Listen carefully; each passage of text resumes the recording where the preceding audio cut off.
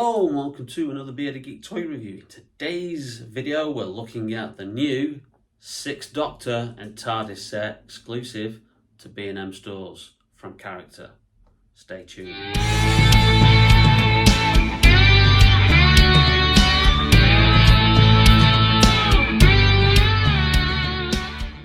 Welcome back to the channel, and in today's video we have yet another Doctor Who B&M figure exclusive, part of the wave that's just hit stores. Yesterday we reviewed the 5 Doctors History of the Dalek set, which featured the 1st Doctor as played by Richard Herndl in that 20th anniversary special, and a Death Zone Dalek. And today we are reviewing the 6th Doctor and TARDIS collector figure set, which is also part of the range. The other set in this range is the Revelation of the Daleks, History of the Daleks twin set, which I've already stated that I'm not probably going to get, just because I've already got a couple of those Daleks anyway. But we have some more waves to come in November as well, and obviously as soon as we get concrete information about that, we will let you know. But in the meantime, here is the 6th Doctor and TARDIS set. Now, this retails for $24.99. It's not an electronic TARDIS, unlike the previous B&M release, which was the 1st Doctor TARDIS with the David Bradley 1st Doctor figure. So this one features Colin Baker, and obviously a TARDIS represented from season 22. It is the new packaging. They have the brilliant old but new diamond logo. The diamond logo at the top, I bloody love that design. It's just absolutely amazing, isn't it? Obviously it's windowless, plastic free as much as possible. Very similar to the previous TARDIS release. So you can actually get in and touch the TARDIS and the figure. Different colour scheme this time. So yesterday's release was a blue colour scheme. This one is now in kind of like a yellow, and apparently from all indications are each Doctor era will have its own kind of like colour. So we'll probably know more about that when we get some other figures in other Doctors eras. In the back we have a potted background biography of the 6th Doctor, basically. Doesn't give an explanation for why he's in the particular costume that he is there. This is not his TV costume, which we have a figure here. So it's not as garish or lively as that one, but we'll do a proper full comparison when we get the actual figure out of the packaging, and I'll give you an explanation as to why there is a difference in the costume. So, without further ado, let's get this open and have a closer look. So the inner packaging has that lovely blue swirling time vortex effect on there, and as usual with these TARDIS sets, they are actually screwed in. So we're going to use our non-sonic screwdriver to obviously undo this and release the TARDIS from the packaging. So you release the TARDIS from the actual cardboard packaging, and it's almost as if the 6th Doctor is kind of like attached to his TARDIS with like in some kind of like futuristic torture device. So gonna have to try and obviously cut this just to release both the figure and get the access to the TARDIS as well. This really is most terribly important. You can always depend on me, Margaret. You know, Jason, I can cope with most things in the cosmos, from dinosaurs to Daleks, but quite frankly, that woman terrifies me. So we've managed to free both, but first of all, let's have a look at the 6th Doctor figure. And there he is in his kind of like up-to-date costume. Now, there is a story behind this, so let's just bring in the previous 6th Doctor, who is in the TV accurate costume. Now, obviously, this was famously designed by Pat Godfrey under the remit from producer John Nathan Turner, who basically said, I want something totally tasteless. And when she came up with something, he said not tasteless enough. And then we ended up with this costume. It's a love it or hate it costume, really. A lot of fans like it, a lot of fans don't.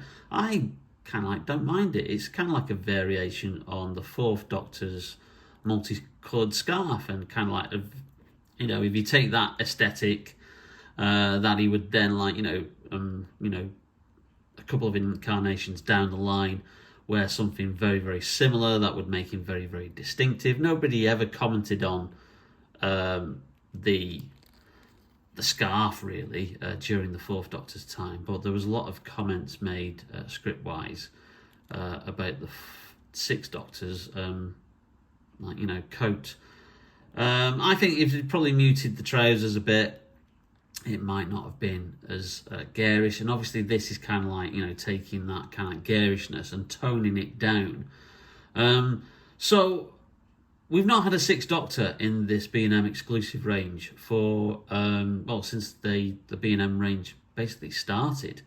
And they started showing up in B&M stores, and then they did the exclusive figures. Now, the reason that was always given is purely because this is such an elaborate paint application that it makes the figure cost prohibitive to do at the budgets that B&M and character work with for these figures.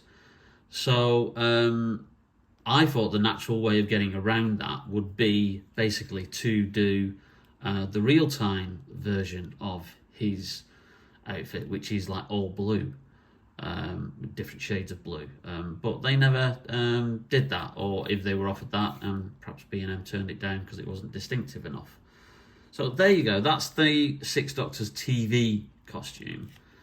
Now, how this other costume came about was basically due to Colin Baker taking over from Third Doctor John Pertwee in a stage play that toured the UK back in 1989, and it was called the Doctor Who The Ultimate Adventure. It was written by Terrance Dicks. The initial run that started off, I think, in the Wimbledon Theatre in London, and then started to tour around the UK, started off with John Pertwee, and then for some reason, I believe John Pertwee fell ill and had to pull out of the rest of the tour, and then they drafted in Colin Baker to take over. Now, this is the stage play version of his costume, and as you can see, it's quite different. It keeps that aesthetic of the Sixth Doctor coat, but it does have a lot more muted colours. It's not as vibrant, and as a variation, I think it really, really does work. Interestingly, even the trousers are different, which is something that I'd never noticed. And obviously the shoes are not the green shoes, they're just like normal, like brown shoes. But with this figure in hand, you can feel there's a difference in the plastic, and you can actually see that on the face. That is an excellent face sculpt of Colin Baker. This is exactly the same face sculpt of Colin Baker, but it seems to have less paint application on it. And the plastic seems to be a bit more softer and more malleable. So whether or not B&M and character are using different plastics for these figures, it's the first time I've really, really noticed this. I didn't notice it with the Richard Herndl First Doctor figure that we reviewed yesterday. But yeah, you can really tell there that perhaps that could have done with just a little bit of some paint application on the face. You can still tell it's not Tom Baker. Oh God, I've got them mixed up.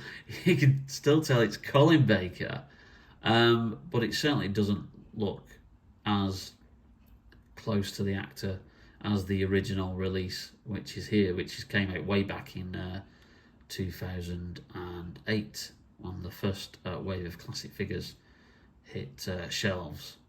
So there you go. There's a comparison of the figures. A standard articulation as usual. But yeah, it's a nice variant to have because the Sixth Doctor really didn't have many kind of like variants in his costume. Colin Baker sadly only did the role for 2 full series. Well, not even that really, because his second series was curtailed and cut down in episodes. So yeah, Colin Baker had a bit of a rough ride in the role.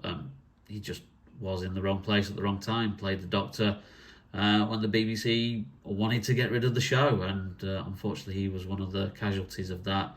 And he's the only actor who has effectively been, sadly let go mid-contract. The BBC argued at the time that he'd done his contract of 3 series, but he actually hadn't. So there you go. It's nice to have a variant of Colin now to add onto your shelf. So that's the Sixth Doctor from the stage play The Ultimate Adventure. We'll just put the original Sixth Doctor over there, and then we'll just put this guy down here. We'll put him next to Frobisher, if people are wondering who the hell the Penguin is. That's Frobisher, the comic strip shape changer penguin companion, who also turns up in some audio adventures. So, now, onto the TARDIS. It's the standard 80s style police box that we've had for some time. Obviously just a variation of the paint work and a variation on the windows. It does exactly the same as previous TARDISes. The door does open and clicks into place. So if you want that, unfortunately there's no photographic backdrop, but I do know fans who've printed off their own and they put that into the TARDIS of the respective console room, which is something that I've always perhaps looked into doing, but never had the inclination or the time to do it. So yeah, so the door's open, click into place. You have this button here that then springs the door back in, and then obviously you've got the wash and the paint job around the various sides. Obviously that's the battery compartment if it was an FX TARDIS, but that's completely sealed because it doesn't have any electronics in it. Now, one major change of this is the windows. The windows are slightly different with their shading, and I'm going to bring in a comparison box here. Now, this is a previous release of a similar kind of box. I'll just move those figures around the back, just so we can get this into shot. Oh dear, he's fallen over. So here we have the season 22 TARDIS on the left. Very accurate to how the prop was. It had gone through a bit of a battering since the new prop had been built and designed for season 18. And that is reflected with the paintwork there and the windows. And obviously the windows look slightly different with different kind of shading in the glass to the previous season. And this is the season 21 version from the Caves of Androzani release, which came out, I think about good 3-4 years ago at B&M. So as you can see, it is essentially the same police box, but it just has, I think, a better paint job on it. Now, I always intended to not get a Sixth Doctor police box if they ever released one, because I got this one for my Fifth Doctor, and then they did a Visitation police box, which was slightly less grotty with the mud effects and stuff. So that became my default Fifth Doctor police box on my display. And I thought, oh, well, that one can just go with the Sixth Doctor then, because it's kind of like similar to how it looked. But then when I saw this, and the fact that they then did a variant Sixth Doctor, was enough for me to go, oh, do you know what? Let's go and get another police box. They're like Daleks, you can never have enough of them. So there's a comparison of the two police boxes side by side. Obviously they are like a variation with the paintwork.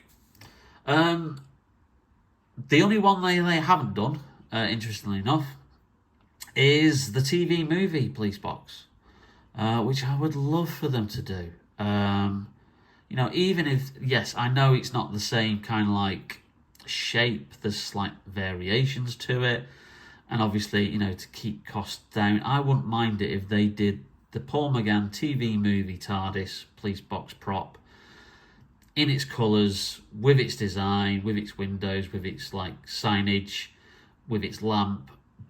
But if you need to keep costs down, just paint that version and do it. You don't need to retool another one, because that would just be you know, astronomical, I think, for B&M and character, and that's probably why it's never been done. But you know, if you want to do a quick, easy TV movie version, you know, I would lap that up in a minute. And that's the only other Police Box I think that we would you know, I'd get, because they've done more or less every other variation, as it were. So you know, yeah, TV movie Police Box next, please. Character and B&M, if you don't mind. I'd be very happy if you did that. And if you want to know more about the stage play that toured the UK, Doctor Who The Ultimate Adventure, back in 1989, there's an excellent video by Who fan Josh Snares, which I will leave a link down in the description, where he shows you the history of the stage play, and then also shows you some clips of it, because some fans did sneak in some video recorders and film some of the performances, and it does show you obviously how they've then restored some of that footage to try and make it the best quality as possible, so you can actually see the stage play in its entirety. So it's a great video, gives you some history and background about the actual stage play and the production, and like I say, check it out. I'll leave a link down below. So there you have it. There's one of the latest B&M store exclusive releases of this year's Doctor Who range. There are a couple of more sets to come out, I believe around about November time. I believe there's a Remembrance of the Dalek set that might be planned. There's also going to be a Deadly Assassin free figure set from the classic Fourth Doctor Tom Baker story from 1976. And a new series, History of the Daleks set as well, I think is also in the pipeline to come out in November. But as soon as we get more concrete information about those, and once they've been finally confirmed, obviously I will let you all know with a quick news bulletin. But in the meantime, this is worth getting if you want to add a variant Sixth Doctor and his TARDIS to your collection. So if you like the video, please leave us a like. It really does help out the channel. And also, if you've not yet subscribed or hit that notification bell, then please do so to be notified whenever we upload any new videos. Thank you to everybody who subscribed, recent new subscribers. We're past the 750 mark. We're inching ever closer to that 1,000 subscribers target that hopefully we can hit by the end of the year. So if you know anybody who likes seeing figure reviews of Doctor Who figures, or Star Wars, or Marvel, or DC, or anything that I produce here on the channel, then please share the videos and spread the word. It really does help us out, and I will be forever grateful. But in the meantime, stay safe, take care, and stay tuned for more cool reviews and videos from Bearded Geek Toy Reviews. We will see you very, very soon. See you later. So it was you. Not mercenaries, not Cybermen, but you.